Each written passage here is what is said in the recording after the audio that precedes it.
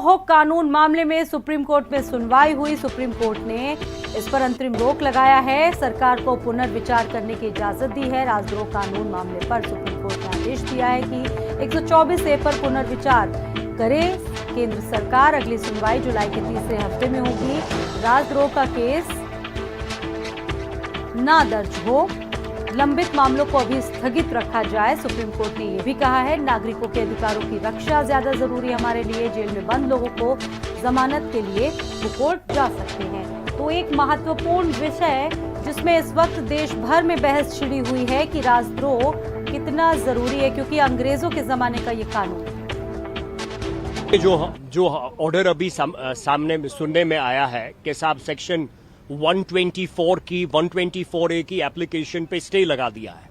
इसका मतलब ये है कि जो 528 जो स्टेट प्रोसिक्यूशंस हैं सेडिशन के लिए, उनमें जितने भी डेटिन्यूज हैं उनकी इमीडिएटली इंटरिम बेल अदालतें दे देनी चाहिए, क्योंकि जब प्रोविजन पे ही स्टे लग गया तो एक्यूज्ड कस्टडी में क्यों रहे।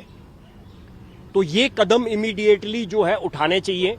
और जहां जहां मुलजिमों के केस हैं, चाहे हाई कोर्ट में अपील में है या ट्रायल कोर्ट में है, उनको इमीडिएटली आज शाम तक या जैसे कल शाम तक इन सारे एक्यूज लोगों को इंटरिम बेल देके मुचल के लेके छोड़ देना चाहिए, जब तक सुप्रीम कोर्ट इस इशू को सेटल करे।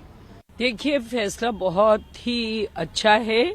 लॉ कमीशन ऑफ इंडिया ने ये सजेस्ट किया था कि ये एक कनोलियन लॉ है। एक्चुअली लॉ कमीशन को ये टास्क दिया गया था कि जो पुराने कानून हैं जो ब्रिटिश टाइम से कंटिन्यू हो रहे हैं, जिनका इंडिया में जिनका कोई रीजन नहीं है कि ये हमारे देश में हमारे कानून में कंटिन्यू हो। We respect the court, we respect the independence of the court, but there are things which is called Lakshman Rekha. All the organs of the state must respect each other and also to practice our respect in letter and spirit. Whatever we say, whatever we do, we have to ensure that we respect the provisions of the Constitution of India as well as all the existing laws. मैं समझता हूँ बहुत उचित फैसला supreme court ने लिया है। Supreme court मानव अधिकारों का गारंटर है इस देश में, और मैं समझता हूं कि देशवासियों की यही उपेक्षा थी सुप्रीम कोर्ट से। और क्योंकि केंद्र सरकार ने समय मांगा था इस रिव्यू प्रोसेस को पूरा करने के लिए, उस दौरान इस कानून की इम्प्लीमेंटेशन हो या ना हो, ये एक अहम सवाल था। जनता की आवाज को ना कुचला जा सकता, ना उसका दम घोटा जा सकता, ना उसे दबाया जा सकता, क्योंकि राष्ट्र धर्म में सरकारों की आलोचना और शासकों को सच का आईना दिखाना हमारा धर्म है। कांग्रेस 2019 में ये कानून खत्म करना चाहती थी। आज देश की सुप्रीम कोर्ट ने इस पर पाबंदी लगाकर साबित कर दिया कि हमारा रास्ता सही है, लोगों की आवाज उठती रहेगी। इस खबर पर हमारे सहयोगी अवैस उस्मानी भी हमारे साथ जुड़ चुके हैं। अवैस, जिस तरीके से पूरे देश में इस वक्त इस अहम मुद्दे पर बहस छिड़ी है और उसके बाद अब सुप्रीम कोर्ट ने कहीं ना कहीं जो रिवीजन है उसका टाइम दे दिया है सरकार।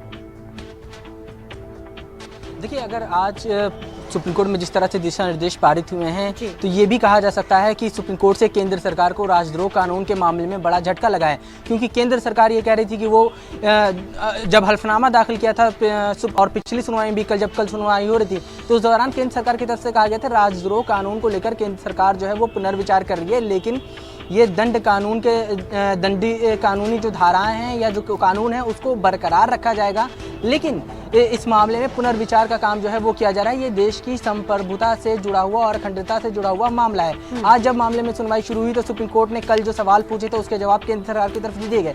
केंद्र सरकार से कल सुप्रीम कोर्ट ने सवाल पूछा था कि जो लोग जेल में बंद हैं उनका क्या होगा, अगर केंद्र सरकार जब विचार करिए इस दौरान उनका क्या होगा, इस दौरान कोई नए मामले दर्ज किए जाएंगे कि नहीं दर्ज किए जाएंगे, और जिन लोगों के ऊपर फैसला आना है उनका क्या होगा। तो सुप्रीम कोर्ट में केंद्र सरकार की तरफ से आज ये कहा गया कि नए मामले जो हैं उनको दर्ज होने से नहीं रोका जा सकता है, लेकिन एसपी रैंक के अधिकारी से पूछ के बाद, जांच पड़ताल के बाद ही नए का मामले जो हैं वो दर्ज होंगे। इसके अलावा जो मामले कोर्ट में लंबित हैं उसके ऊपर केंद्र सरकार ने सुप्रीम कोर्ट में आज कहा कि ये जो मामले कोर्ट में लंबित हैं उनके ऊपर कोर्ट ही फैसला करेगा, लेकिन सुप्रीम कोर्ट ने केंद्र सरकार के इन जवाबों को खारिज कर दिया और सुप्रीम कोर्ट ने दिशा निर्देश जारी करते हुए कहा कि जब तक केंद्र सरकार राजद्रोह कानून के ऊपर पुनर्विचार कर रही है तब तक कोई भी नया मामला दर्ज नहीं होगा। अवैध कहीं ना कहीं आरोप पहले लगता था कि कहीं ना कहीं इस कानून का बहुत ज्यादा दुरुपयोग हो रहा है। देखिए, ये बात सुप्रीम कोर्ट ने भी मानी थी और सुप्रीम कोर्ट ने कल सुनवाई के दौरान कहा था कि इस कानून का दुरुपयोग जो है बहुत ज़्यादा हो रहा है। अटॉर्नी जनरल के वेणुगोपाल ने भी एक सुनवाई के दौरान ये कहा था कि हनुमान चालीसा पढ़ने पर भी राजद्रोह के कानून और देशद्रोह की धाराएं जो हैं वो लगाई जा रही हैं। तो ये कहीं ना कहीं इसको रोकने के लिए केंद्र सरकार क्या करेगी? तो केंद्र सरकार ने तमाम जवाब दिए थे, लेकिन सुप्रीम कोर्ट ने कहा कि जब तक केंद्र सरकार इस मामले में पुनर्विचार कर रही है तब तक कोई भी नए मामले दर्ज ना हो। जिन मामलों में लोग पहले से ज़्यादा जेलों में बंद हैं वो जमानत के लिए जाएंगे। अगर कोई नया मामला कोर्ट के आदेश के बाद दर्ज होता है तो वो भी जमानत के लिए जाएंगे और कोर्ट जो है इन मामलों में तेजी से सुनवाई करेगा। इसके साथ ही सुप्रीम कोर्ट ने ये भी कहा। ठीक है अवैध, बहुत बहुत शुक्रिया इस तमाम जानकारी के लिए आपका। और सर्वदलीय